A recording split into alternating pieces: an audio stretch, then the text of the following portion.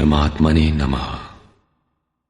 यथार्थ गीता, श्रीमद् भगवत गीता, अथ चतुर्थोध्याय। अध्याय 3 में योगेश्वर श्री कृष्ण ने आश्वस्त किया था कि दोष दृष्टि से रहित होकर जो भी मानव श्रद्धा युक्त हो मेरे मत के अनुसार चलेगा, वो कर्मों के बंधन से भली प्रकार छूट जाएगा। कर्म बंधन से मुक्ति दिलाने की क्षमता योग, ज्ञान योग या कर्म योग दोनों में है। योग में ही युद्ध संचार निहित है। प्रस्तुत अध्याय में वे बताते हैं कि इस योग का प्रणेता कौन है, इसका क्रमिक विकास कैसे होता है। श्री भगवान वाच।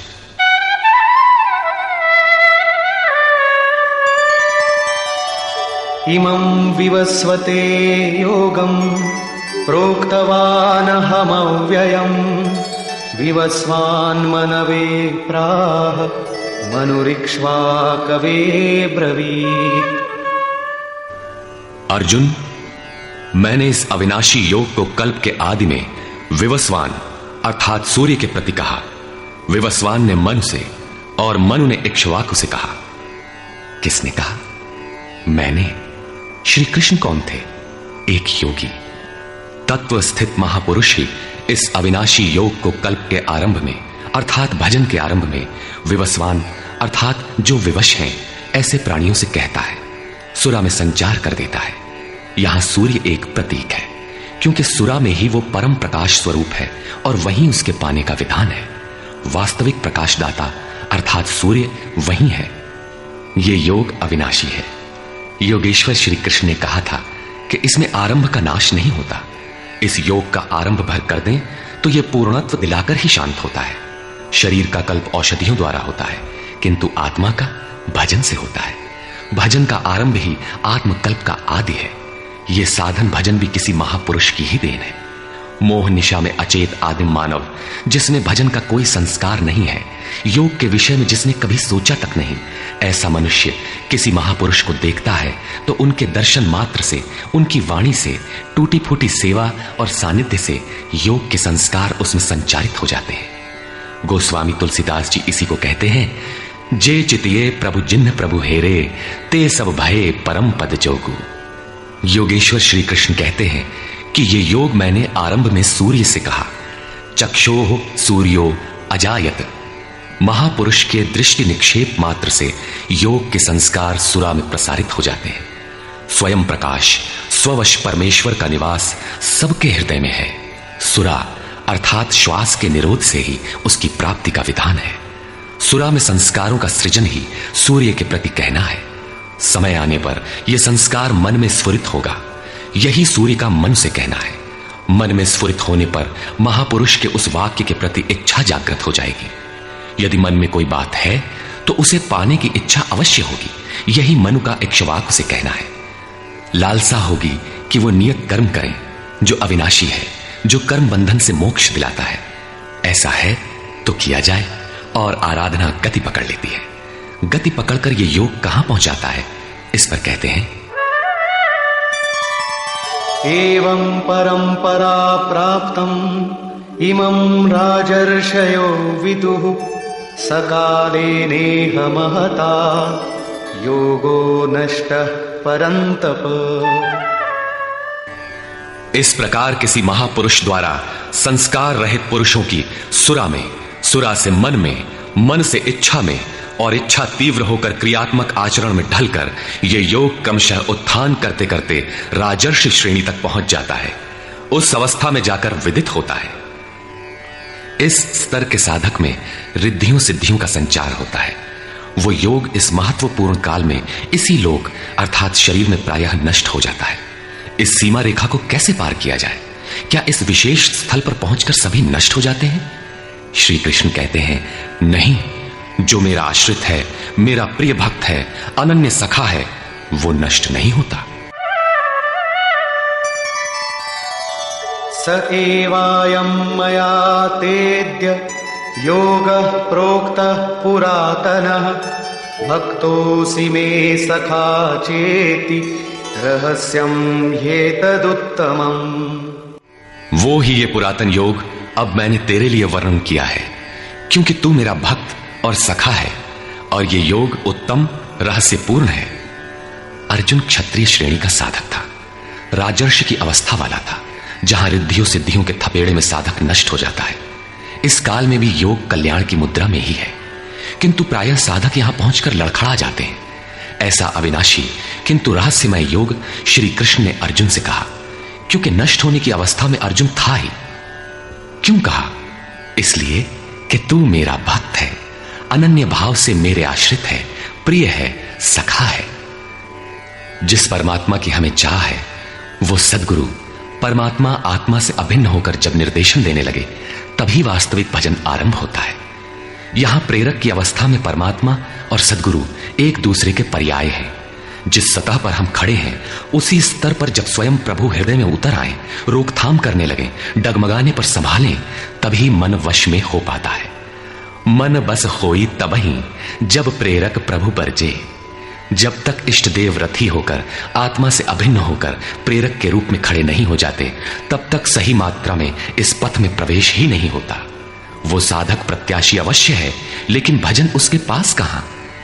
पूज्य गुरुदेव भगवान कहा करते थे, हो हम कई बार नष्ट होते होते बच गए, भगवान ने ही बचा लिया। भगवान ने ऐसे समझाया, ये कहा। हमने पूछा, महाराज जी क्या भगवान भी बोलते हैं, बातचीत करते हैं?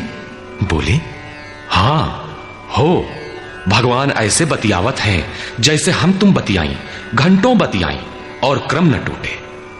हमें उदासी हुई और आश्चर्य भी कि भगवान कैसे बोलते होंगे, ये तो बड़ी नई बात है। कुछ देर बाद महाराज जी बोले, काहे घबराता है, तो हूं से बतियाई है। अक्षरशः सत्य था उनका कथन, और यही सख्य भाव है। सखा की तरह वे निराकरण करते रहें, तभी इस नष्ट होने वाली स्थिति से साधक पार हो पाता है। अभी तक योगेश्वर श्री कृष्ण ने किसी महापुरुष द्वारा योग के आरंभ, इसमें आने वाले व्यवधान, उससे पार पाने का रास्ता बताया। इस पर अर्जुन ने प्रश्न किया। अर्जुन उवाच,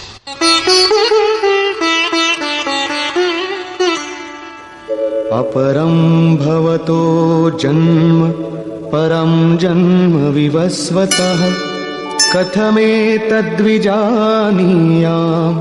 त्वमादौ प्रोक्तवानिति। भगवान, आपका जन्म तो अपरम अब हुआ है, और मेरे अंदर सुरा का संचार बहुत पुराना है, तो मैं कैसे मान लूं कि इस योग को भजन के आदि में आपने ही कहा था? इस पर योगेश्वर श्री कृष्ण महाराज बोले, श्री भगवान वाच,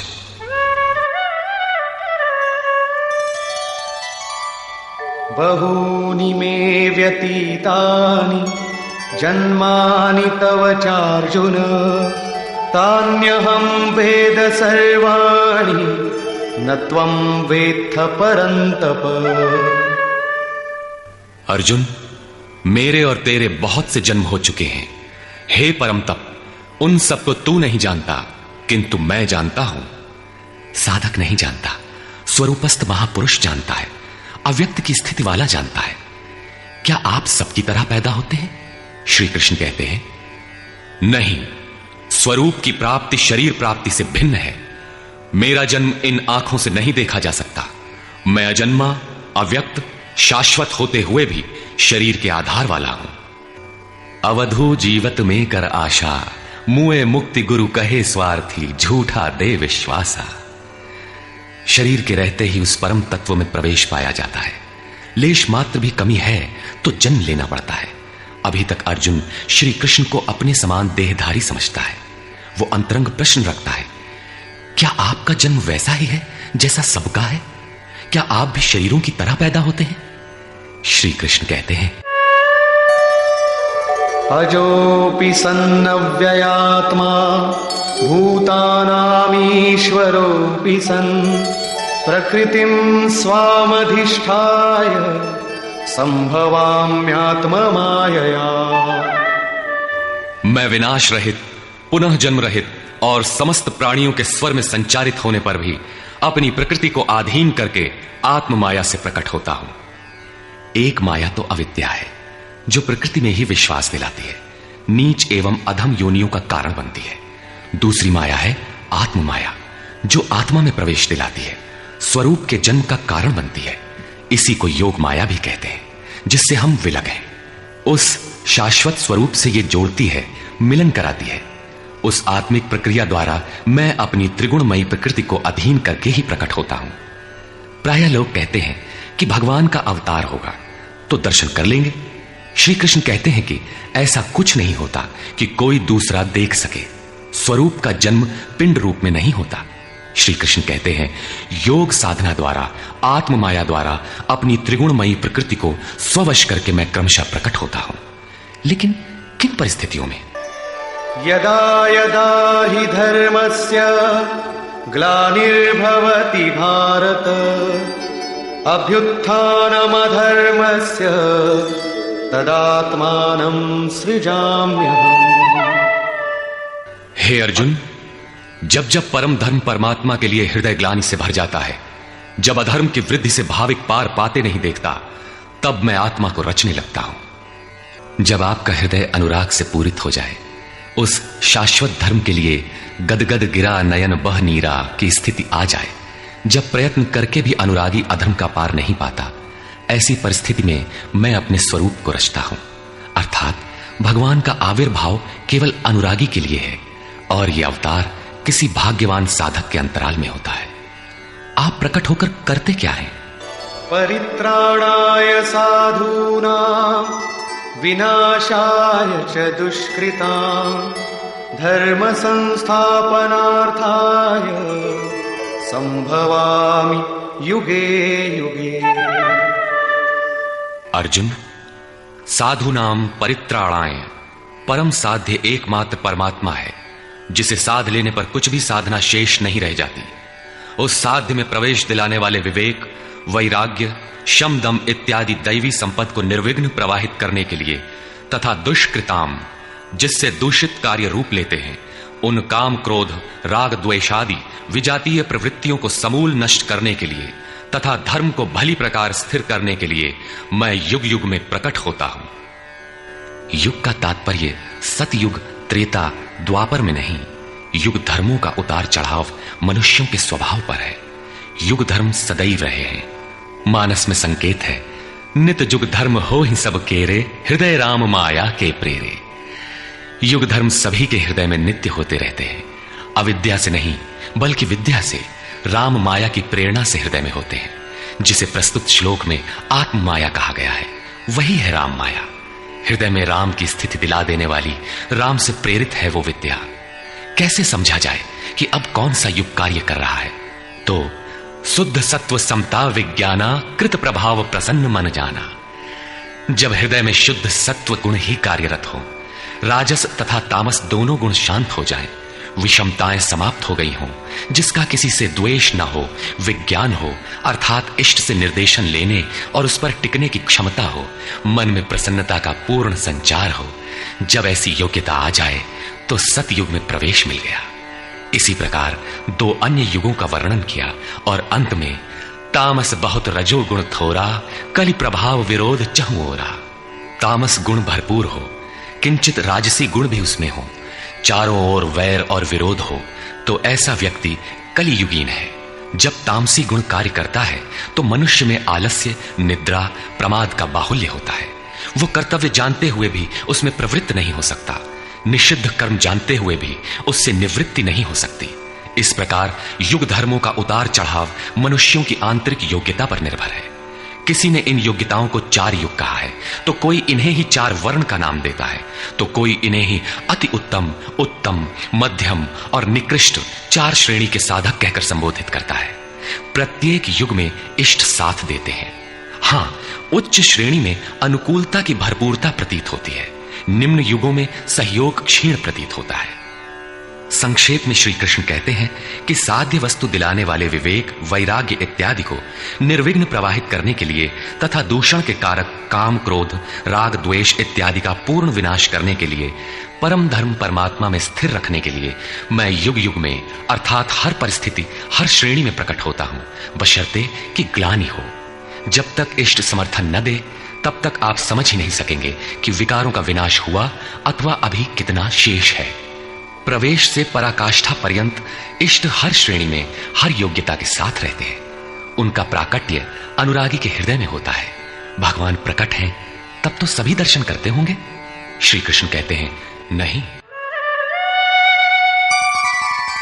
जन्म कर्म च मे दिव्यम् एवं यो वेत्ति तत्वतः त्यक्त्वा देहं पुनर्जन्म नैति मामेति सोऽर्जुन। अर्जुन, मेरा वो जन्म अर्थात ग्लानि के साथ स्वरूप की रचना तथा मेरा कर्म अर्थात दुष्कृतियों के कारणों का विनाश, साध्य वस्तु को दिलाने वाली क्षमताओं का निर्दोष संचार, धर्म की स्थिरता, ये कर्म और जन्म दिव्य अर्थात अलौकिक है, लौकिक नहीं है। इन चर्म चक्षुओं से उसे देखा नहीं जा सकता, मन बुद्धि से उसे मापा नहीं जा सकता। जब इतना गूढ़ है तो उसे देखता कौन है? केवल यो वेत्ति तत्वतः, केवल तत्वदर्शी ही मेरे इस जन्म और कर्म को देखता है और मेरा साक्षात करके वो पुनर्जन्म को नहीं प्राप्त होता बल्कि मुझे प्राप्त होता है। जब तत्वदर्शी ही भगवान के जन्म और कार्य को देख पाता है तो लोग लाखों की संख्या में भीड़ लगाए क्यों खड़े हैं कि कहीं अवतार होगा तो दर्शन करेंगे। क्या आप तत्वदर्शी हैं? महात्मा वेश में आज भी विविध तरीके से, मुख्यतः महात्मा वेश की आड़ में बहुत से लोग प्रचार करते फिरते हैं कि वे अवतार हैं, या उनके दलाल प्रचार कर देते हैं। लोग भेड़ की तरह अवतार को देखने टूट पड़ते, किंतु श्री कृष्ण कहते हैं कि केवल तत्वदर्शी ही देख पाता है। अब तत्वदर्शी किसे कहते हैं? अध्याय 2 में सत असत का निर्णय देते हुए योगेश्वर श्री कृष्ण ने बताया था कि अर्जुन, असत वस्तु का अस्तित्व नहीं है और सत का तीनों कालों में कभी अभाव नहीं है। तो क्या आप ऐसा कहते हैं? बताया उन्होंने, नहीं, तत्वदर्शियों ने इसे देखा, न किसी भाषाविद ने देखा, न किसी समृद्धिशाली ने देखा। यहां पुनः बल देते हैं कि मेरा आविर्भाव तो होता है लेकिन उसे तत्वदर्शी ही देख पाता है। तत्वदर्शी एक प्रश्न है। ऐसा कुछ नहीं कि 5 तत्व हैं, 25 तत्व हैं, इनकी गणना सीख ली और हो गए तत्वदर्शी। श्री कृष्ण ने आगे बताया कि आत्मा ही परम तत्व है। आत्मा परम से संयुक्त होकर परमात्मा हो जाता है। आत्म साक्षात्कार करने वाला ही इस आविर्भाव को समझ पाता है। सिद्ध है कि अवतार किसी विरही अनुरागी के हृदय में होता है।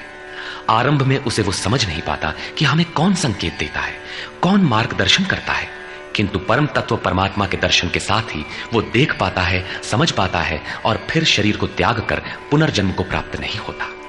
श्री कृष्ण ने कहा कि मेरा जन्म दिव्य है, इसे देखने वाला मुझे प्राप्त होता है। तो लोगों ने उनकी मूर्ति बना ली, पूजा करने लगे, आकाश में कहीं उनके निवास की कल्पना कर ली। ऐसा कुछ नहीं है। उन महापुरुषों का आशय केवल इतना था कि यदि आप निर्धारित कर्म करें तो पाएंगे कि आप भी दिव्य हैं। आप जो हो सकते हैं वो मैं हो गया हूं। मैं आपकी संभावना हूं, आपका ही भविष्य हूं। अपने भीतर आप जिस दिन ऐसी पूर्णता पा लेंगे तो आप भी वही होंगे जो श्री कृष्ण है। जो श्री कृष्ण का स्वरूप है वही आपका भी हो सकता है। अवतार कहीं बाहर नहीं होता। हां, यदि अनुराग पूरित हृदय हो तो आपके भीतर भी अवतार की अनुभूति संभव है। वे आपको प्रोत्साहित करते हैं कि बहुत से लोग इस मार्ग पर चलकर मेरे स्वरूप को प्राप्त कर चुके हैं। वीतराग भय क्रोधा मन्मया मामुपाश्रिताः बहवो ज्ञान तपसा पूता मद्भावमागता। राग और विराग दोनों से परे वीतराग तथा इसी प्रकार भय अभय, क्रोध अक्रोध दोनों से परे अनन्य भाव से अर्थात अहंकार रहित मेरे शरण हुए बहुत से लोग ज्ञान तप से पवित्र होकर मेरे स्वरूप को प्राप्त हो चुके हैं। अब ऐसा होने लगा हो, ऐसी बात नहीं है। यह विधान सदैव से रहा है। बहुत से पुरुष इसी प्रकार से मेरे स्वरूप को प्राप्त हो चुके हैं। किस प्रकार? जिन जिन का हृदय अधर्म की वृद्धि देखकर परमात्मा के लिए ग्लानि से भर गया, उस स्थिति में मैं अपने स्वरूप को रचता हूं। वे मेरे स्वरूप को प्राप्त होते हैं। जिसे योगेश्वर श्री कृष्ण ने तत्व दर्शन कहा था, उसे ही अब ज्ञान कहते हैं। परम तत्व है परमात्मा। उसे प्रत्यक्ष दर्शन के साथ जानना ज्ञान है। ऐसी जानकारी वाले ज्ञानी मेरे स्वरूप को प्राप्त करते हैं। यहां यह प्रश्न पूरा हो गया। अब वे योग्यता के आधार पर भजने वालों का श्रेणी विभाजन करते हैं। ये यथा मां प्रपद्यन्ते तांस्तथैव भजाम्यहम् मम वर्त्मानुवर्तन्ते मनुष्याः पार्थ सर्वशः। पार्थ, जो मुझे जितनी लगन से जैसा भजते हैं मैं भी उनको वैसा ही भजता हूं, उतनी ही मात्रा में सहयोग देता हूं। साधक की श्रद्धा ही कृपा बनकर उसे मिलती है। इस रहस्य को जानकर सुधीजन संपूर्ण भाव से मेरे मार्ग के अनुसार ही बरतते हैं। जैसा मैं बरतता हूं, जो मुझे प्रिय है वैसा ही आचरण करते हैं। जो मैं कराना चाहता हूं वही करते हैं। भगवान कैसे भजते हैं? वे रथी बनकर खड़े हो जाते हैं, साथ चलने लगते हैं। यही उनका भजना है। दूषित जिनसे पैदा होते हैं उनका विनाश करने के लिए वे खड़े हो जाते हैं। सत्य में प्रवेश दिलाने वाले सद्गुणों का परित्राण करने के लिए वे खड़े हो जाते हैं। जब तक इष्ट देव हृदय से पूर्णता रथी न हो और हर कदम पर सावधान न करें, तब तक कोई कैसा ही भजनानंदी क्यों ना हो, लाख आंख मूंदे, लाख प्रयत्न करे, वो इस प्रकृति के द्वंद्व से पार नहीं हो सकता। वो कैसे समझेगा कि हम कितनी दूरी तय कर चुके, कितना शेष है? इष्ट ही आत्मा से अभिन्न होकर खड़े हो जाते हैं और उसका मार्गदर्शन करते हैं कि तुम यहां पर हो, ऐसे करो, ऐसे चलो। इस प्रकार प्रकृति की खाई पाटते हुए शनैः शनैः आगे बढ़ाते हुए स्वरूप में प्रवेश दिला देंगे। भजन तो साधक को ही करना पड़ता है, किंतु उसके द्वारा इस पथ में जो दूरी तय होती है वो इष्ट की देन है।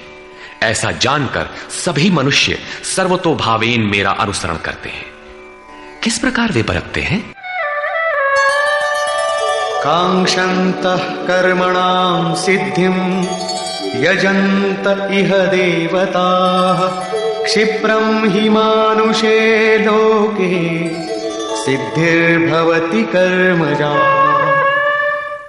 वे पुरुष इस मनुष्य शरीर में कर्मों की सिद्धि चाहते हुए देवताओं को पूजते हैं।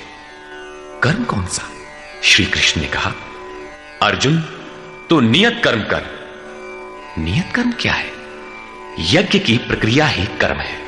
यज्ञ क्या है? साधना की विधि विशेष, जिसमें श्वास प्रश्वास का हवन, इंद्रियों के बहिर्मुखी प्रवाह को संयमाग्नि में हवन किया जाता है, जिसका परिणाम है परमात्मा।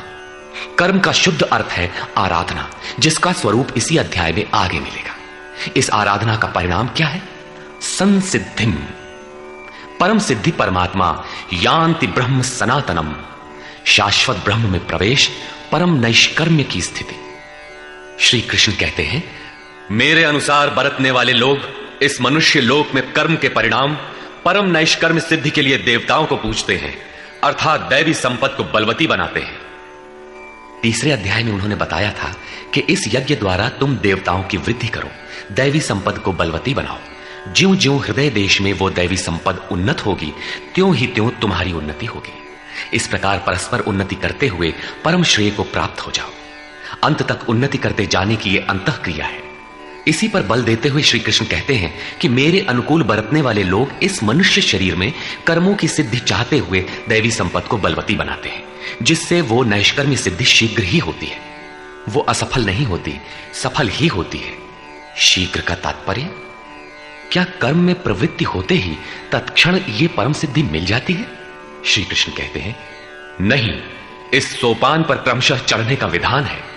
कोई छलांग लगाकर भावातीत ध्यान जैसा चमत्कार नहीं होता।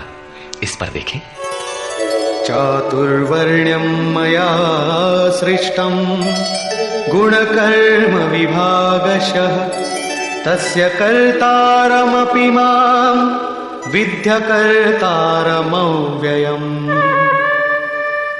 अर्जुन, चातुर्वर्ण्यम मया सृष्टम, 4 वर्णों की रचना मैंने की। तो क्या मनुष्यों को 4 भागों में बांट दिया? श्री कृष्ण कहते हैं, नहीं, गुण कर्म विभागशः, गुणों के माध्यम से कर्म को 4 भागों में बांटा। गुण एक पैमाना है, मापदंड है। तामसी गुण होगा तो आलस्य, निद्रा, प्रमाद, कर्म में न प्रवृत्त होने का स्वभाव, जानते हुए भी अकर्तव्य से निवृत्ति न हो पाने की विवशता रहेगी। ऐसी अवस्था में साधन आरंभ कैसे करें? 2 घंटे आप आराधना में बैठते हैं, इस कर्म के लिए प्रयत्नशील होना चाहते हैं, किंतु 10 मिनट भी अपने पक्ष में नहीं पाते।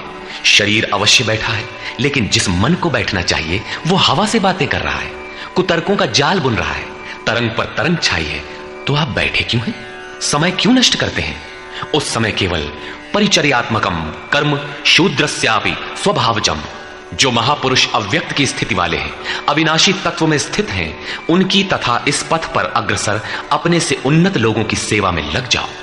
इससे दूषित संस्कार शमन होते जाएंगे, साधना में प्रवेश दिलाने वाले संस्कार सबल होते जाएंगे।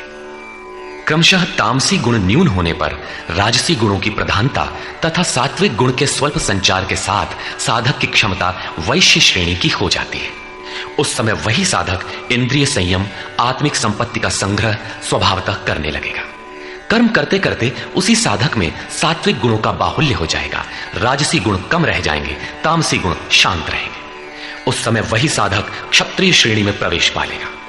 शौर्य, कर्म में प्रवृत्त रहने की क्षमता, पीछे न हटने का स्वभाव, सब भावों पर स्वामी भाव, प्रकृति के तीनों गुणों को काटने की क्षमता उसके स्वभाव में ढल जाएगी। वही कर्म और सूक्ष्म होने पर मात्र सात्विक गुण कार्यरत रह जाने पर मन का शमन, इंद्रियों का दमन, एकाग्रता, सरलता, ध्यान, समाधि, ईश्वरीय निर्देश, आस्तिकता इत्यादि ब्रह्म में प्रवेश दिलाने वाली स्वाभाविक क्षमता के साथ वही साधक ब्राह्मण श्रेणी का कहा जाता है।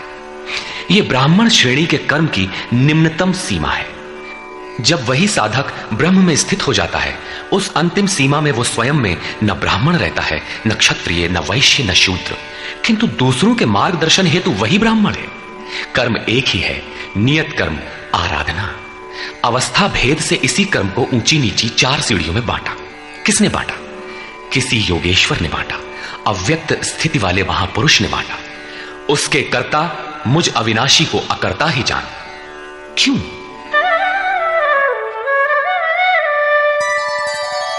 न मां कर्माणि लिम्पन्ति न मे कर्म फले स्पृहा इति मां योऽभिजानाति कर्मभिर्न स बध्यते।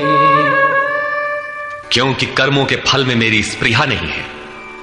कर्मों का फल क्या है? श्री कृष्ण ने पीछे बताया था कि यज्ञ जिससे पूरा होता है उस क्रिया का नाम कर्म है, और पूर्ति काल में यज्ञ जिसकी रचना करता है उस ज्ञानामृत को पान करने वाला शाश्वत सनातन ब्रह्म में प्रवेश पा लेता है। कर्म का परिणाम है परमात्मा। उस परमात्मा की चाह भी अब मुझे नहीं है, क्योंकि वो मुझसे भिन्न नहीं है। मैं अव्यक्त स्वरूप हूं, उसी की स्थिति वाला हूं। अब आगे कोई सत्ता नहीं जिसके लिए इस कार्य पर स्नेह रखूं।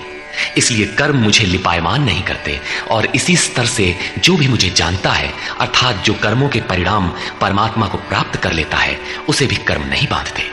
जैसे श्री कृष्ण, वैसे उस स्तर से जानने वाला महापुरुष। एवं ज्ञात्वा कृतं कर्म पूर्वैरपि मुमुक्षुभिः कुरु कर्मैव तस्मात् त्वं पूर्वैः पूर्वतरं कृतम्। अर्जुन, पहले होने वाले मोक्ष की इच्छा वाले पुरुषों द्वारा भी यही जानकर कर्म किया गया। क्या जानकर?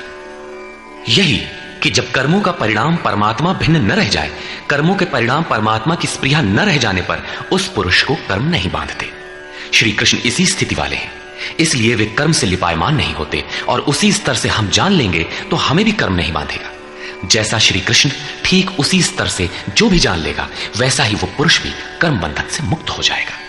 अब श्री कृष्ण भगवान, महात्मा, अव्यक्त, योगेश्वर या महायोगेश्वर जो भी रहे हों, वो स्वरूप सबके लिए है। यही समझकर पहले के मुमुक्षु पुरुषों ने, मोक्ष की इच्छा वाले पुरुषों ने कर्म पर कदम रखा। इसलिए अर्जुन, तू भी पूर्वजों द्वारा सदा से किए हुए इसी कर्म को कर। यही कल्याण का एकमात्र मार्ग है। अभी तक योगेश्वर श्री कृष्ण ने कर्म करने पर बल दिया, किंतु यह स्पष्ट नहीं किया कि कर्म क्या है।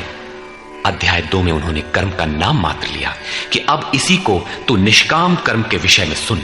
उसकी विशेषताओं का वर्णन किया कि यह जन्म मरण के महान भय से रक्षा करता है। कर्म करते समय सावधानी का वर्णन किया, लेकिन यह नहीं बताया कि कर्म क्या है। अध्याय 3 में उन्होंने कहा कि ज्ञान मार्ग अच्छा लगे या निष्काम कर्म योग, कर्म तो करना ही पड़ेगा। न कर्मों को त्यागने से कोई ज्ञानी होता है, और न कर्म को न आरंभ करने से कोई निष्कर्मी। हठवश जो नहीं करते वे दंभी है। इसलिए मन से इंद्रियों को वश में करके कर्म कर। कौन सा कर्म करें? तो बताया नियत कर्म कर। अब ये निर्धारित कर्म है कौन? तो बोले यज्ञ की प्रक्रिया ही नियत कर्म है। एक नवीन प्रश्न दिया कि यज्ञ क्या है जिसे करें तो कर्म हो जाए। वहां भी यज्ञ की उत्पत्ति बताई, उसकी विशेषताओं का वर्णन किया, किंतु यज्ञ नहीं बताया जिससे कर्म को समझा जा सके। अभी तक यह स्पष्ट नहीं हुआ कि कर्म क्या है। अब कहते हैं कि अर्जुन, कर्म क्या है, अकर्म क्या है, इस विषय में बड़े बड़े विद्वान भी मोहित हैं, उसे भली प्रकार समझ लेना चाहिए। किं कर्म किम कर्मेति कवयोप्यत्र मोहिताः तत्ते कर्म प्रवक्ष्यामि यज्ञात्वा मोक्ष्यसे शुभाम्।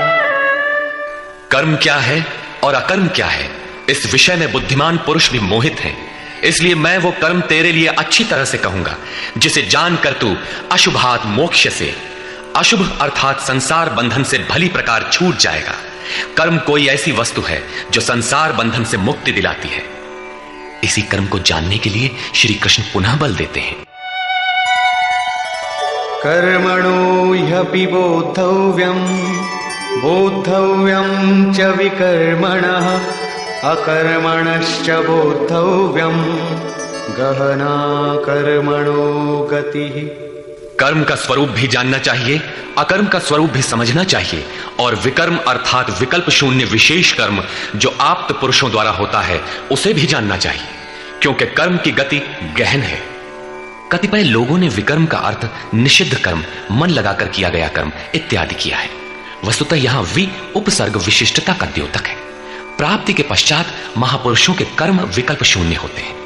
आत्मस्थित, आत्मतृप्त, आत्मकाम महापुरुषों को न तो कर्म करने से कोई लाभ है और न छोड़ने से कोई हानि ही है। फिर भी वे पीछे वालों के हित के लिए कर्म करते हैं। ऐसा कर्म विकल्प शून्य है, विशुद्ध है, और यही कर्म विकर्म कहलाता है। उदाहरणार्थ, गीता में जहां भी किसी कार्य में वि उपसर्ग लगा है उसकी विशेषता का द्योतक है, निष्कृष्टता का नहीं। यथा योग युक्तो विशुद्धात्मा विजितात्मा जितेंद्रिय। अभी आपने विकर्म देखा। रहा कर्म और अकर्म, जिसे अगले श्लोक में समझने का प्रयास करें। यदि यहां कर्म अकर्म का विभाजन नहीं समझ सके तो कभी नहीं समझ सकेंगे। कर्मण्य कर्म यः पश्येत् अकर्मणि च कर्म यः स बुद्धिमान् मनुष्येषु स युक्तः कृत्स्न कर्म कृत्। जो पुरुष कर्म में अकर्म देखे, कर्म माने आराधना अर्थात आराधना करे, और यह भी समझे कि करने वाला मैं नहीं हूं बल्कि गुणों की अवस्था ही चिंतन में हमें नियुक्त करता है, मैं इष्ट द्वारा संचालित हूं, ऐसा देखे और जब इस प्रकार अकर्म देखने की क्षमता आ जाए और धारावाहिक रूप से कर्म होता रहे, तभी समझना चाहिए कि कर्म सही दिशा में हो रहा है। वही पुरुष मनुष्यों में बुद्धिमान है, मनुष्यों में योगी है, योग से युक्त बुद्धि वाला है और संपूर्ण कर्मों का करने वाला है। उसके द्वारा कर्म करने में लेश मात्र भी त्रुटि नहीं रह जाती। कर्म का अर्थ है भजन, कर्म का अर्थ है योग साधना को भली प्रकार संपादित करना, जिसका विशद वर्णन इसी अध्याय में आगे आ रहा है। यहां कर्म और अकर्म का केवल विभाजन किया गया, जिससे कर्म करते समय यस्य सर्वे समारंभाः काम संकल्प वर्जिताः ज्ञानाग्निदग्ध कर्माणं तमाहु पंडितम बुधाः। अर्जुन, यस्य सर्वे समारंभा, जिस पुरुष के द्वारा संपूर्णता से आरंभ की हुई क्रिया काम संकल्प वर्जिता क्रमशः उत्थान होते होते इतनी सूक्ष्म हो गई कि वासना और मन के संकल्प विकल्प से ऊपर उठ गई। कामना और संकल्पों का निरोध होना मन की विजेतावस्था है। अतः कर्म कोई ऐसी वस्तु है जो इस मन को कामना और संकल्प विकल्प से ऊपर उठा देता है। उस समय ज्ञानाग्नि दग्ध कर्माणम, अंतिम संकल्प के भी शमन के साथ, जिसे हम नहीं जानते, जिसे जानने के लिए हम इच्छुक थे, उस परमात्मा की प्रत्यक्ष जानकारी हो जाती है। क्रियात्मक पथ पर चलकर परमात्मा की प्रत्यक्ष जानकारी का नाम ही ज्ञान है। उस ज्ञान के साथ ही दग्ध कर्माणम, कर्म सदा के लिए दग्ध हो जाते हैं।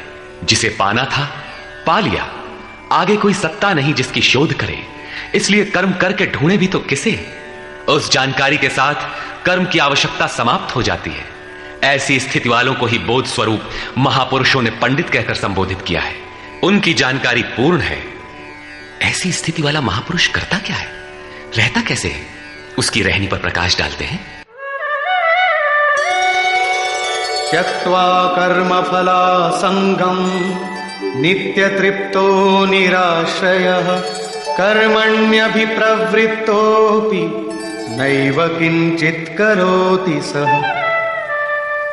अर्जुन, वह पुरुष सांसारिक आश्रय से रहित होकर नित्य वस्तु परमात्मा में ही तृप्त रहकर कर्मों के फल परमात्मा की आसक्ति को भी त्याग कर कर्म में अच्छी प्रकार बरतता हुआ भी कुछ नहीं करता।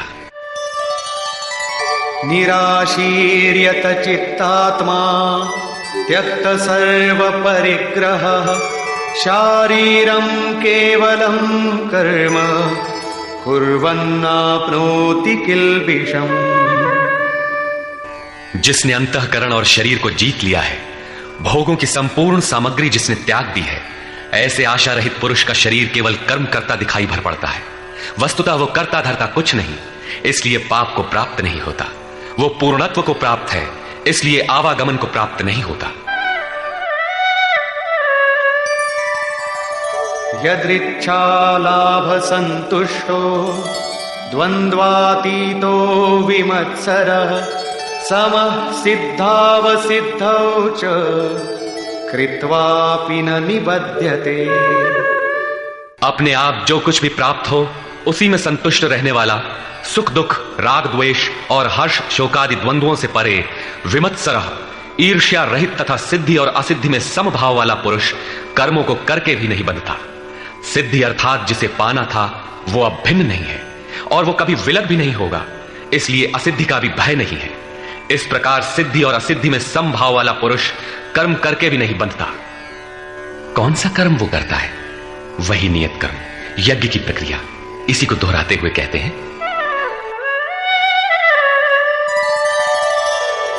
गत संगस्य मुक्तस्य ज्ञानावस्थित चेतसः यज्ञायाचरतः कर्म समग्रं प्रविलीयते।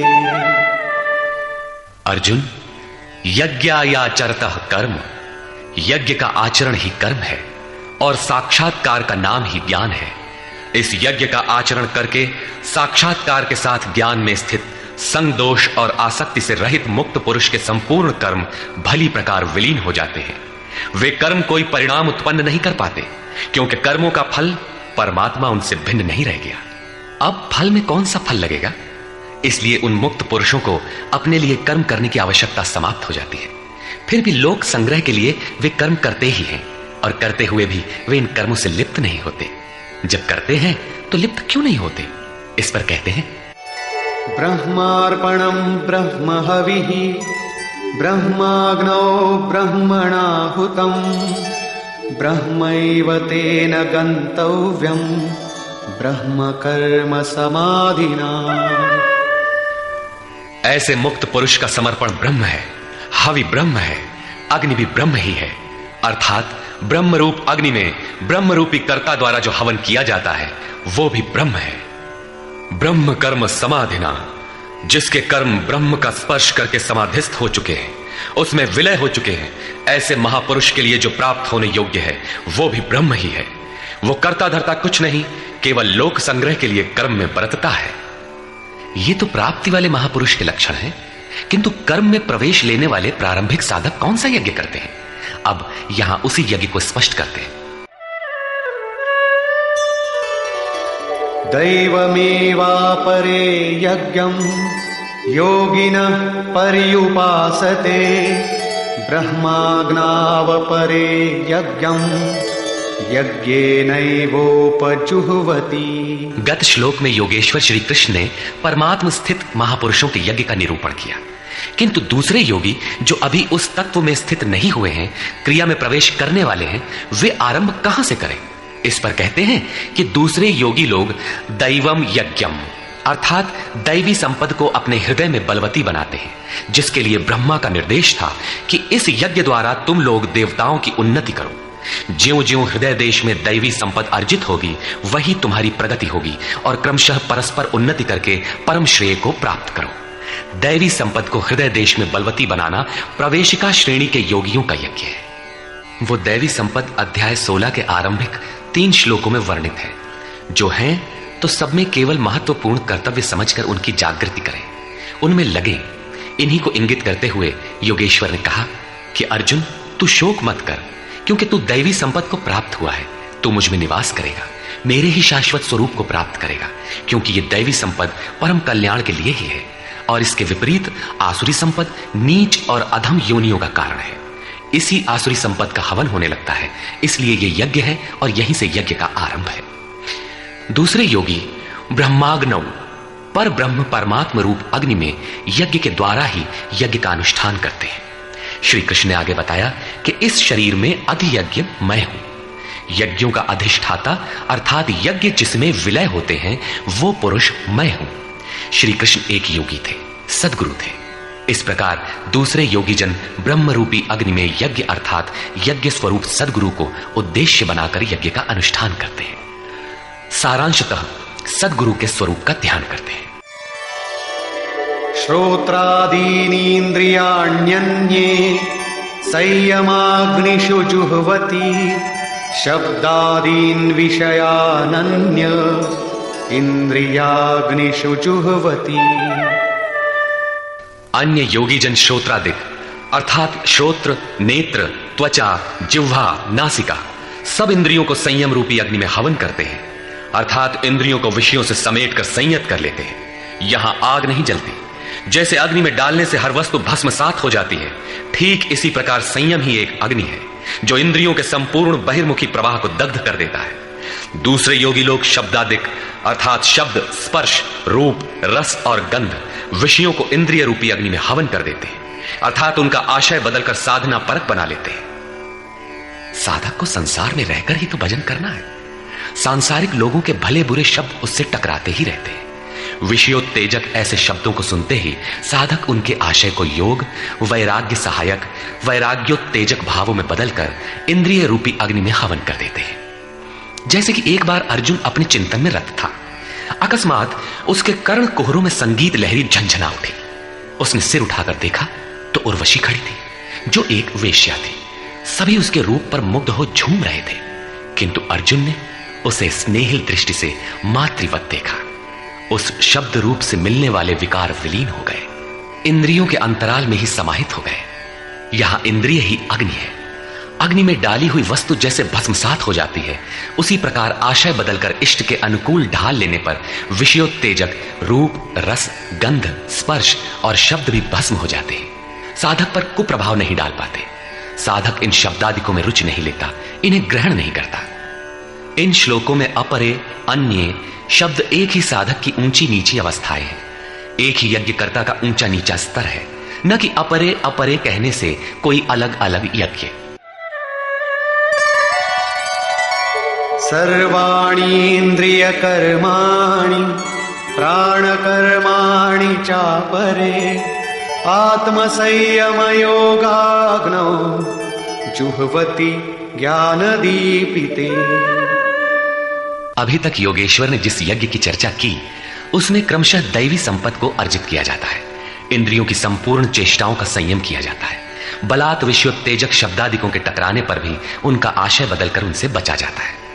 इससे उन्नत अवस्था होने पर दूसरे योगी जन संपूर्ण इंद्रियों की चेष्टाओं तथा प्राण के व्यापार को साक्षात्कार सहित ज्ञान से प्रकाशित परमात्म स्थिति रूपी योगाग्नि में हवन करते हैं।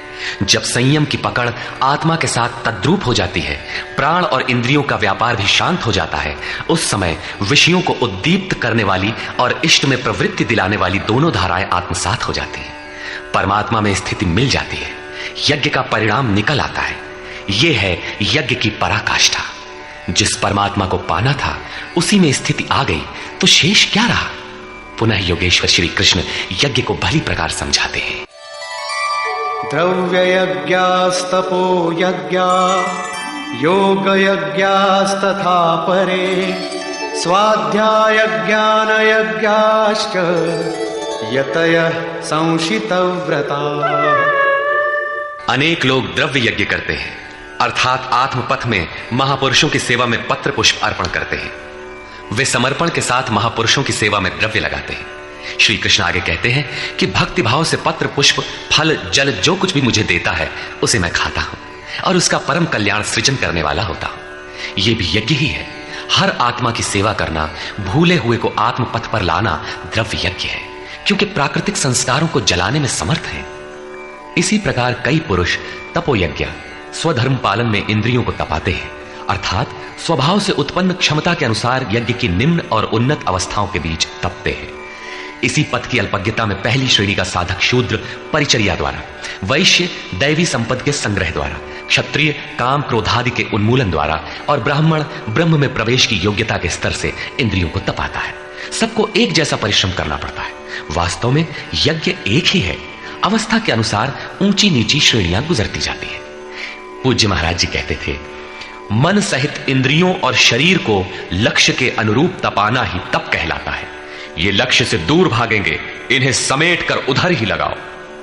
अनेक पुरुष योग यज्ञ का आचरण करते हैं।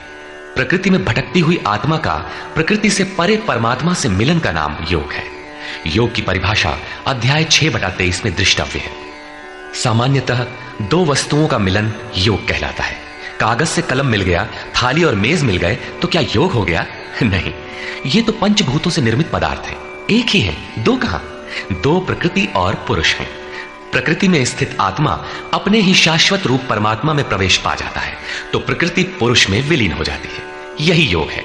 अतः अनेक पुरुष इस मिलन में सहायक शम, दम इत्यादि नियमों का भली प्रकार आचरण करते हैं।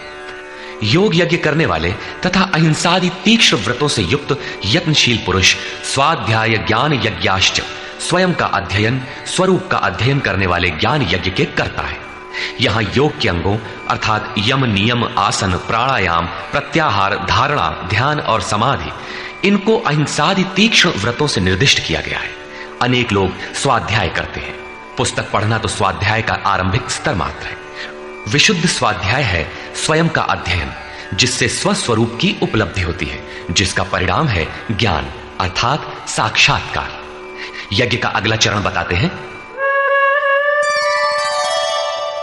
अपाने जुह्वति प्राणम, प्राणे पानम तथा परे, प्राणापान गति रुद्ध्वा प्राणायाम परायणा।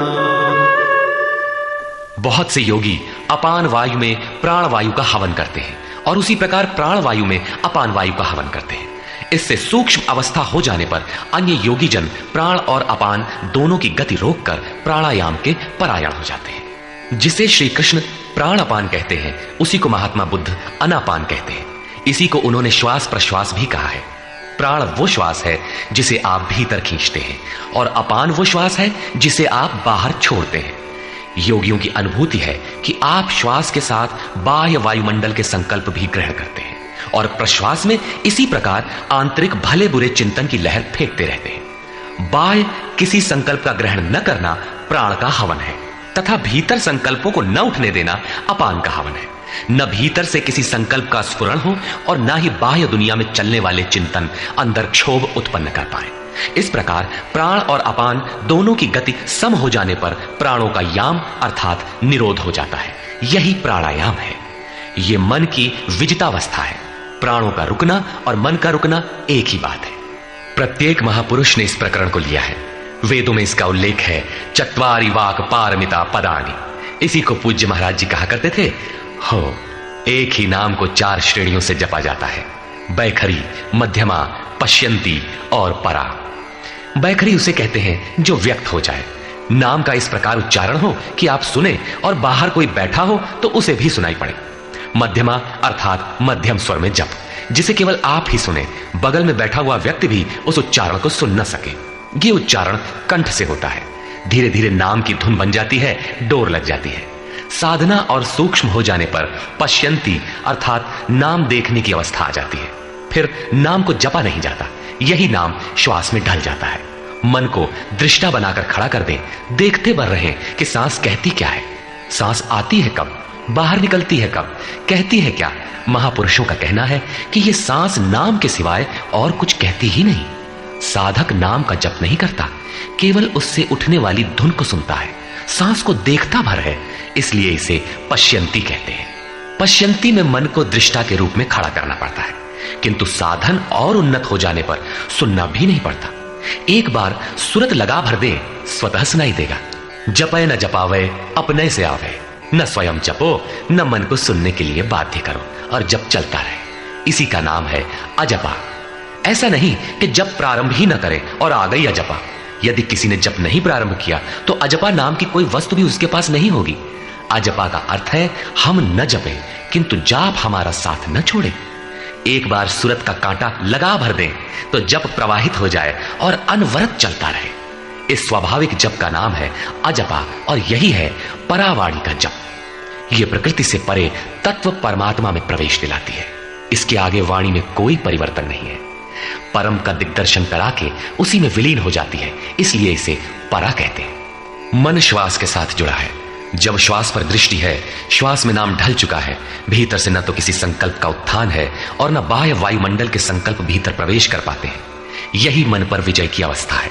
इसी के साथ यज्ञ का परिणाम निकल आता है। अपरे नियताहाराः प्राणान् प्राणेषु जुह्वति, सर्वेप्येते यज्ञविदो यज्ञक्षपितकल्मषाः। दूसरे नियमित आहार करने वाले प्राण को प्राणों में ही हवन करते हैं। पूज्य महाराज जी कहा करते थे कि योगी का आहार दृढ़, आसन दृढ़ और निद्रा दृढ़ होनी चाहिए। आहार विहार पर नियंत्रण बहुत आवश्यक है। ऐसे अनेक योगी प्राण को प्राण में ही हवन कर देते हैं, अर्थात श्वास लेने पर ही ध्यान केंद्रित रखते हैं, प्रश्वास पर ध्यान नहीं देते। सांस आई तो सुना ओम, पुनः सांस आई तो ओम सुनते रहे। इस प्रकार यज्ञों द्वारा नष्ट पाप वाले ये सभी पुरुष यज्ञ के जानकार हैं।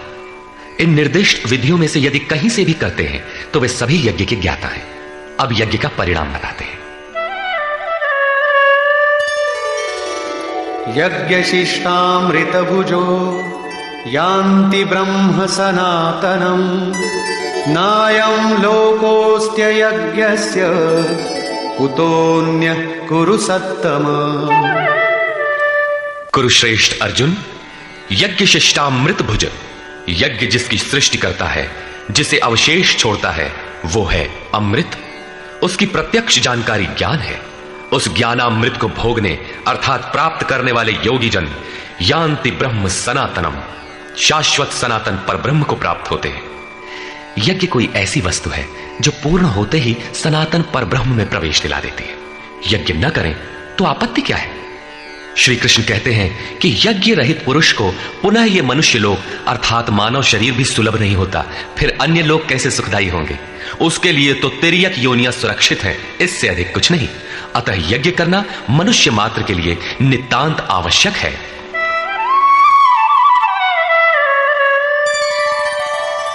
एवं बहुविधा यज्ञा वितता ब्रह्मणो मुखे, कर्मजान् विद्धितान् सर्वान् एवं ज्ञात्वा विमोक्ष्यसे। इस प्रकार उपर्युक्त बहुत प्रकार के यज्ञ वेद की वाणी में कहे गए हैं, ब्रह्म के मुख से विस्तारित है। प्राप्ति के पश्चात महापुरुषों के शरीर को परब्रह्म धारण कर लेता है। ब्रह्म से अभिन्न अवस्था वाले उन महात्माओं की बुद्धि मात्र यंत्र होती है, उनके द्वारा वो ब्रह्म ही बोलता है। उसकी वाणी में इन यज्ञों का विस्तार किया गया है। इन सब यज्ञों को तू कर्म जान विद्धि, कर्म से उत्पन्न हुआ जान। यही पहले भी कहे आए हैं, यज्ञः कर्म समुद्भवः। उन्हें इस प्रकार क्रियात्मक चलकर जान लेने पर, जैसा अभी बताया था, यज्ञ करके जिनका पाप नष्ट हो चुका हो वही यज्ञ के यथार्थ ज्ञाता है। अतः अर्जुन, तू विमोक्ष से संसार बंधन से पूर्णतः छूट जाएगा। यहां योगेश्वर ने कर्म को स्पष्ट कर दिया। वो हरकत कर्म है जिससे उपर्युक्त यज्ञ पूर्ण होते हैं। अब यदि दैवी संपत्ति का अर्जन, सद्गुरु का ध्यान, इंद्रियों का संयम, श्वास का प्रश्वास में हवन, प्रश्वास का श्वास में हवन, प्राणापान की गति का निरोध खेती करने से होता हो, व्यापार नौकरी या राजनीति करने से होता हो, तो आप करिए। यज्ञ तो ऐसी क्रिया है जो पूर्ण होते ही तत्क्षण परब्रह्म में प्रवेश दिला देती है। बाह्य किसी भी कार्य से आप तत्क्षण ब्रह्म में प्रवेश पा जाते हो तो कीजिए। वस्तुतः ये सब के सब यज्ञ चिंतन की अंतःक्रियाएं हैं, आराधना का चित्रण है जिससे आराध्य देव विदित होता है। यज्ञ उस आराध्य तक की दूरी तय करने की निर्धारित प्रक्रिया विशेष है।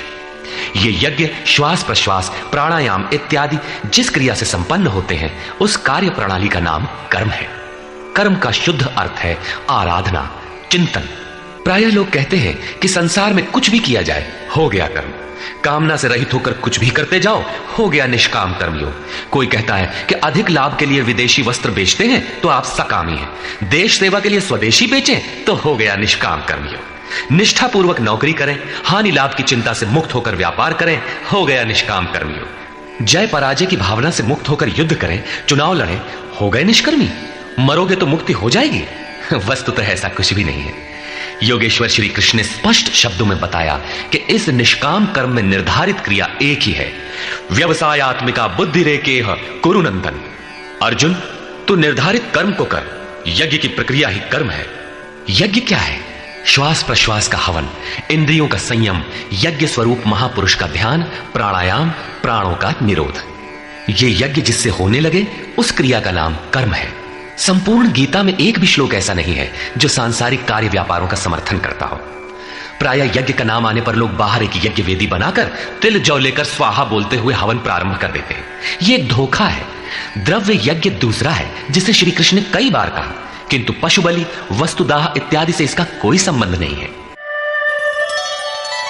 श्रेयान् द्रव्यमयाद् यज्ञात् ज्ञान यज्ञ परन्तप सर्वं कर्माखिलं पार्थ ज्ञाने परिसमाप्यते।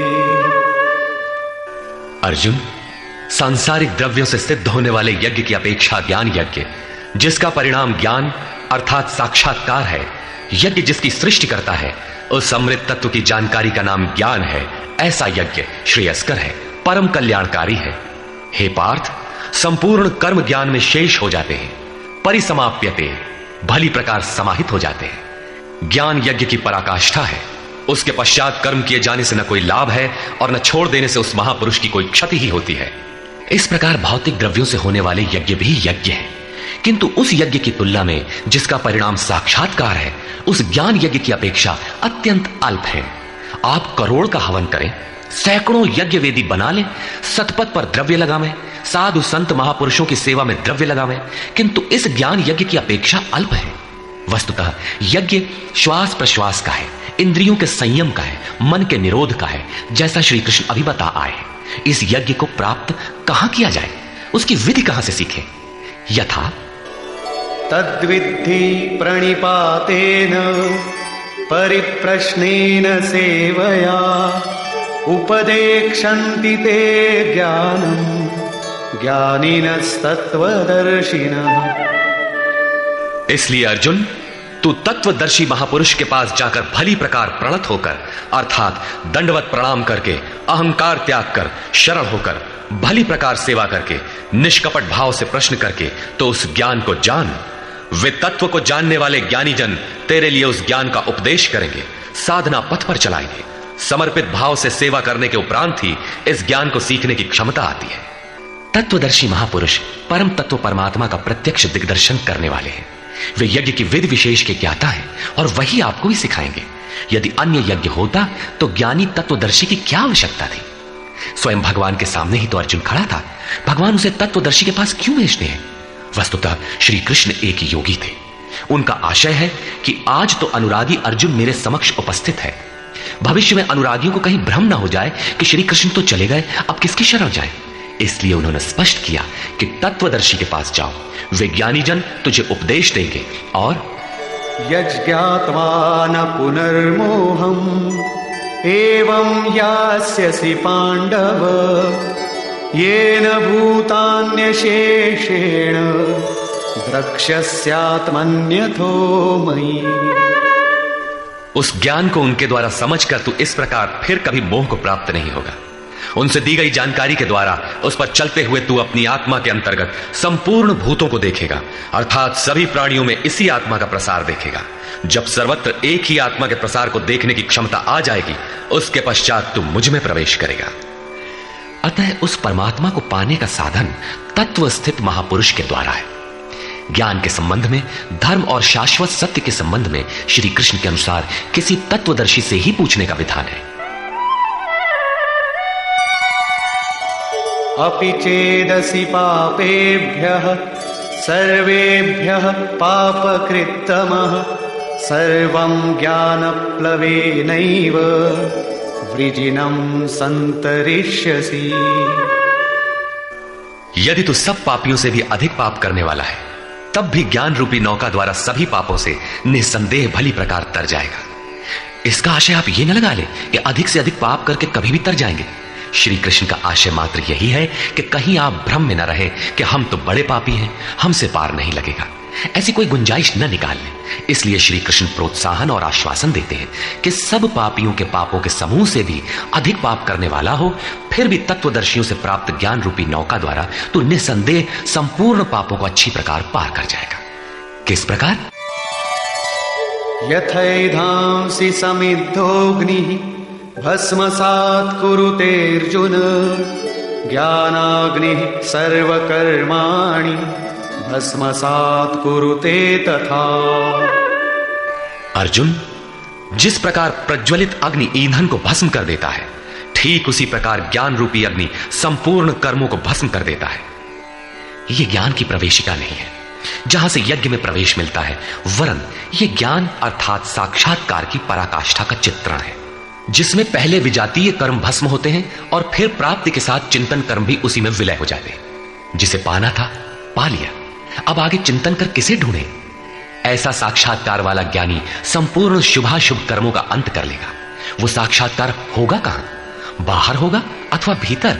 इस पर कहते हैं,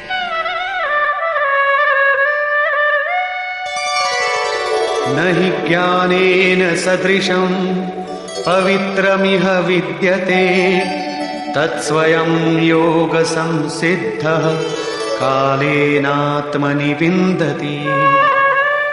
इस संसार में ज्ञान के समान पवित्र करने वाला निसंदेह कुछ भी नहीं है।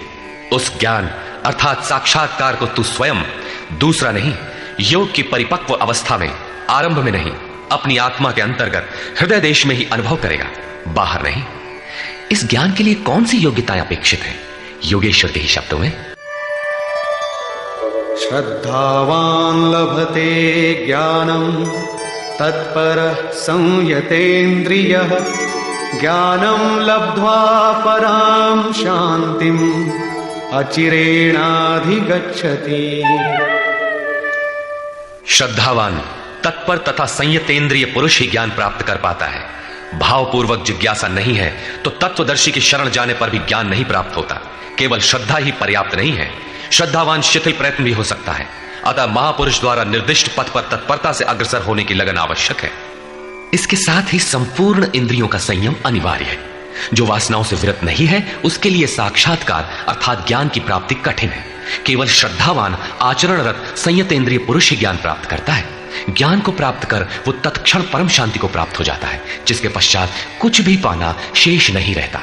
और जहां श्रद्धा नहीं है, अज्ञश्चा श्रद्धानश्च संशयात्मा विनश्यति नायं लोकोऽस्ति न परो न सुखम संशयात्मनः।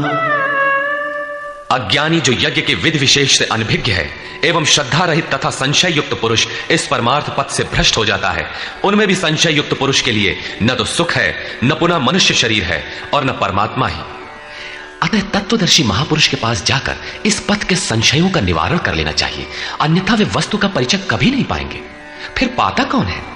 योग संन्यस्त कर्माणं ज्ञान संचिन्न संशयम् आत्मवन्तं न कर्माणि निबध्नन्ति धनंजय। जिसके कर्म योग द्वारा भगवान में समाहित हो चुके हैं, जिसका संपूर्ण संशय परमात्मा की प्रत्यक्ष जानकारी द्वारा नष्ट हो गया है। परमात्मा से संयुक्त ऐसे पुरुष को कर्म नहीं बांधते। योग के द्वारा ही कर्मों का शमन होगा, ज्ञान से ही संशय नष्ट होगा। इसीलिए श्री कृष्ण कहते हैं, तस्मादज्ञान संभूतं हृत्स्थं ज्ञानासीनात्मनः चित्वैनं संशयं योगम् आतिष्ठोत्तिष्ठ भारत। इसलिए भरतवंशी अर्जुन, तू योग में स्थित हो और अज्ञान से उत्पन्न हुए हृदय में स्थित अपने संशय को ज्ञान रूपी तलवार से काट युद्ध के लिए खड़ा हो। जब साक्षात्कार में बाधक संशय शत्रु मन के भीतर है तो बाहर कोई किसी से क्यों लड़ेगा? वस्तुतः जब आप चिंतन पथ पर अग्रसर होते हैं तब संशय से उत्पन्न बाह्य प्रवृत्तियां बाधा के रूप में स्वाभाविक है। ये शत्रु के रूप में भयंकर आक्रमण करती है। संयम के साथ यज्ञ की विधि विशेष का आचरण करते हुए इन विकारों का पार पाना ही युद्ध है, जिसका परिणाम परम शांति है। यही अंतिम विजय है, जिसके पीछे हार नहीं है।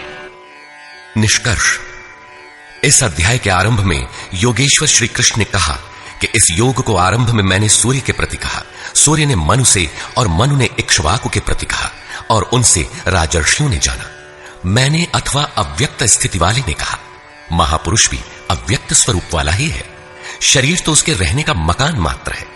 ऐसे महापुरुष की वाणी में परमात्मा ही प्रवाहित होता है। ऐसे किसी महापुरुष से योग सूर्य द्वारा संचारित होता है। उस परम प्रकाश रूप का प्रसार सुरा के अंतराल में होता है, इसलिए सूर्य के प्रति कहा। श्वास में संचारित होकर वे संस्कार रूप में आ गए। सुरा में संचित रहने पर समय आने पर वही मन में संकल्प बनकर आ जाता है। उसकी महत्ता समझने पर मन में उस वाक्य के प्रति इच्छा जागृत होती है और योग कार्य रूप ले लेता है। क्रमशः उत्थान करते करते यह योग रिद्धियों सिद्धियों की राजर्षित्व श्रेणी तक पहुंचने पर नष्ट होने की स्थिति में जा पहुंचता है। किंतु जो प्रिय भक्त हैं, अनन्य सखा हैं, उसे महापुरुष ही संभाल लेते हैं। अर्जुन के प्रश्न करने पर कि आपका जन्म तो अब हुआ है, योगेश्वर श्री कृष्ण ने बताया, अव्यक्त, अविनाशी, अजन्मा और संपूर्ण भूतों में प्रवाहित होने पर भी आत्म माया योग प्रक्रिया द्वारा अपनी त्रिगुणमयी प्रकृति को वश में करके मैं प्रकट होता हूं। प्रकट होकर करते क्या है?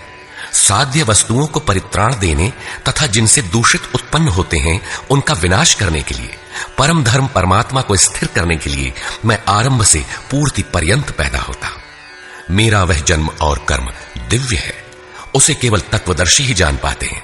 भगवान का आविर्भाव तो कलयुग की अवस्था में ही हो जाता है। यदि सच्ची लगन हो, किंतु आरंभिक साधक समझ ही नहीं पाता कि यह भगवान बोल रहे हैं या यूं ही संकेत मिल रहे हैं। आकाश से कौन बोलता है?